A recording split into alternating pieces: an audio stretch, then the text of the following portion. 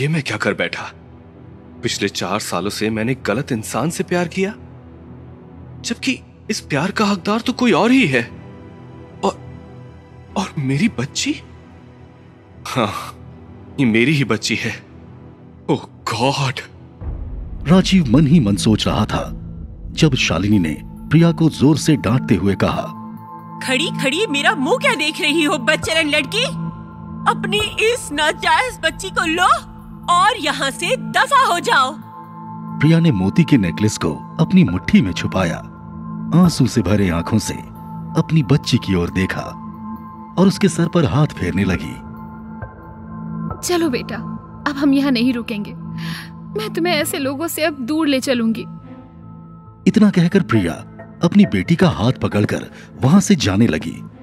तभी राजीव ने अचानक ऐसा कुछ किया कि वहां खड़े सभी लोगों के होश उड़ गए। प्रिया, प्लीज 1 मिनट ठहरो। राजीव आगे बढ़ा और अपने कोट के बाएं पॉकेट से एक रिंग निकाल प्रिया के सामने अपने घुटनों पर बैठ गया। प्रिया,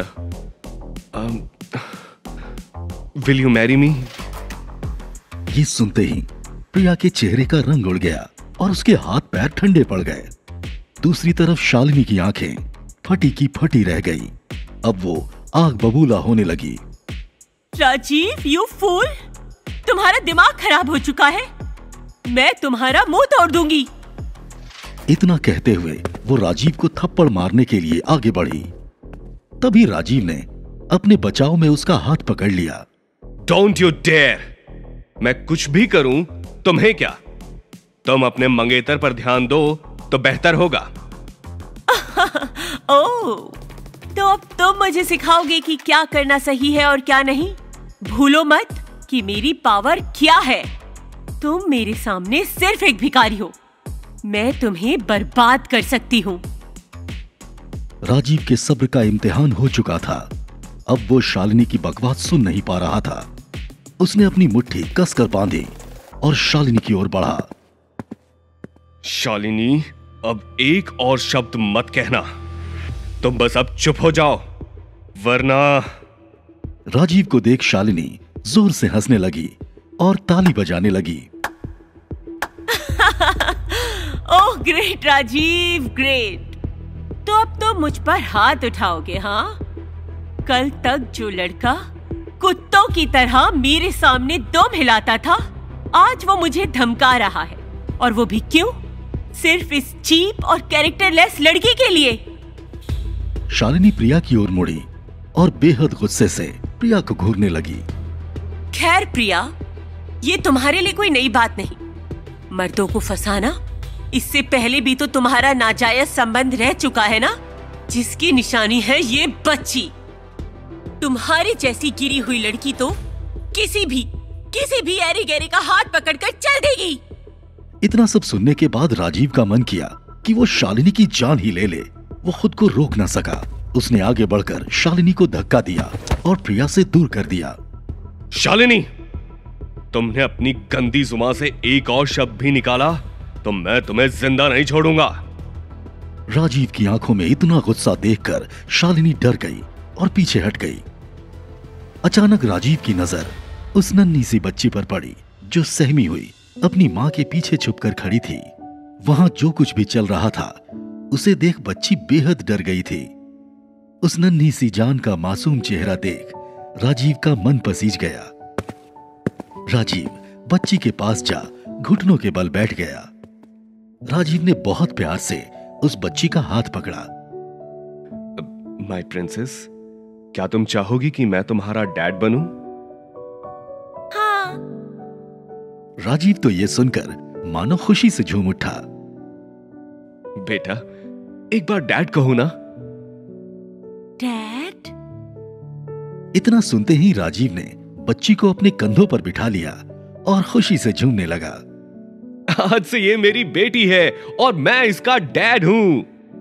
राजीव की खुशी देख सब वाकई हैरान थे। प्रिया को कुछ समझ नहीं आ रहा था कि आखिर ये सब चल क्या रहा है। तभी प्रिया ने राजीव के कंधे से अपनी बेटी को उतारा। स्टॉप इट राजीव, ये छोटी सी बच्ची है, इसे सही गलत का पता नहीं है। इसीलिए तुम खुद को इसका डैड बुलाना बंद करो प्लीज। मैं तुम्हें अपना पार्टनर नहीं मानती। प्रिया प्लीज, मुझे एक मौका तो दो। मेरा विश्वास करो, मैं तुम्हें बहुत खुश रखूंगा। इस बच्ची के लिए दुनिया इसके कदमों में रख दूंगा। बस एक बार मुझे अपना लो। प्रिया ने राजीव की आंखों में अपनी बेटी के लिए आज वो प्यार देखा जिसके लिए वो सालों से तरस रही थी। आज पहली बार किसी ने उसकी बच्ची को अपना नाम देना चाहा, और जिस तरह उसकी बच्ची की भी आंखें चमक रही थी, प्रिया का मन तो कर रहा था कि अभी राजीव का हाथ थाम ले, मगर उसने अपनी लाइफ में बहुत धोखे खाए थे। प्रिया मन ही मन डर रही थी। इतने में राजीव ने ड्राइवर को इशारा किया और गाड़ी का गेट खुलवाया। राजीव ने प्रिया का हाथ थामा और गाड़ी में बिठाया। प्रिया के लिए ये सब एक सपने से कम नहीं था। वो अब भी उसके साथ जाना नहीं चाहती थी, पर अपनी बेटी की एक्साइटमेंट देख वो आगे बढ़ गई। गाड़ी राजीव खुद ड्राइव करने लगा।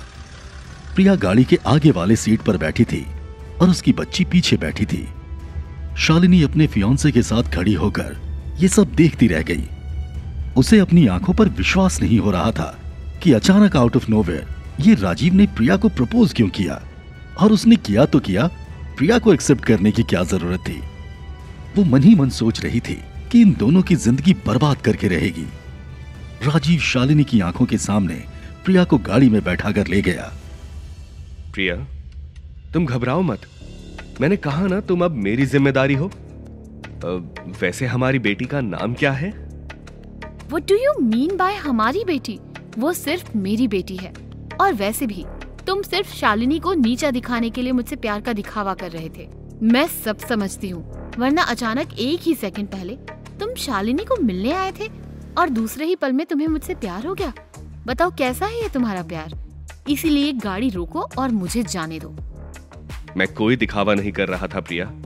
मैं मानता हूं कि मैं शालिनी के लिए आया था, पर ये तो तुमने भी देखा कि उसने मुझे क्या नहीं बोला, जबकि मैं जिंदगी के 5 साल जेल में बिताकर आया सिर्फ उसके लिए।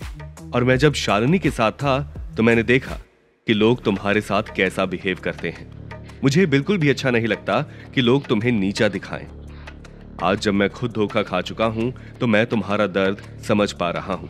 और सच कहूं तो आज तुम्हारी बेटी को देखकर तो मुझे लव एट फर्स्ट साइट हुआ है। उसे अपनी जिंदगी बनाने के लिए मैं तुम्हें अपनी जिंदगी बनाना चाहता हूं, और मुझे विश्वास है कि मैं तुम्हें मना लूंगा। राजीव की बातें सुनकर प्रिया को यह समझ नहीं आ रहा था कि वो राजीव पर भरोसा करे या ना करे। एक तरफ प्रिया का मन चाहता था कि राजीव पर भरोसा करना चाहिए, मगर प्रिया के दिमाग में दुनिया से मिले धोखे का घाव काफी गहरा था। वो चाहकर भी राजीव को अपना नहीं पा रही थी। तभी राजीव ने सामने के मिरर को सेट किया जिसमें बच्ची का चेहरा दिखने लगा। बेटा, आपका नाम क्या है? मेरा नाम आर्या है। मेरी प्यारी आर्या। प्रिया, आर्या के पापा कहाँ हैं? Could you not get in touch with him? मुझे पता है कि 5 साल पहले तुम्हारे साथ बहुत गलत हुआ था। क्या तुम्हें उस इंसान के बारे में कुछ भी नहीं पता? क्या तुम नहीं चाहती कि वो इंसान वापस लौट आए और तुम्हें और तुम्हारी बच्ची को अपना नाम दे? मैं उस इंसान के बारे में कुछ नहीं जानती कि मेरे साथ बहुत बड़ा धोखा हुआ है। उस एक हादसे ने मेरी पूरी जिंदगी बर्बाद कर दी। मुझे लोगों से सिर्फ बेइज्जती ही मिली है। मेरी बेटी का कोई पिता नहीं, सिर्फ एक माँ है। तुम मुझसे प्लीज ये दोबारा कभी मत पूछना। मैं उस आदमी को याद करती हूँ तो वो रात याद आ जाती है। प्रिया, अगर तुम्हें पता चलता है कि इस बच्ची का बाप मैं हूँ तो फिर तुम मेरे साथ कैसे बिहेव करोगी? राजीव के इस सवाल के बाद कार में अजीब सा सन्नाटा छा गया। प्रिया की आंखें अचानक सूख सी गई, जैसे उसमें कोई जान ना हो। फिर अचानक प्रिया ने कुछ ऐसा जवाब दिया कि सुनकर राजीव शॉक्ड ही रह गया।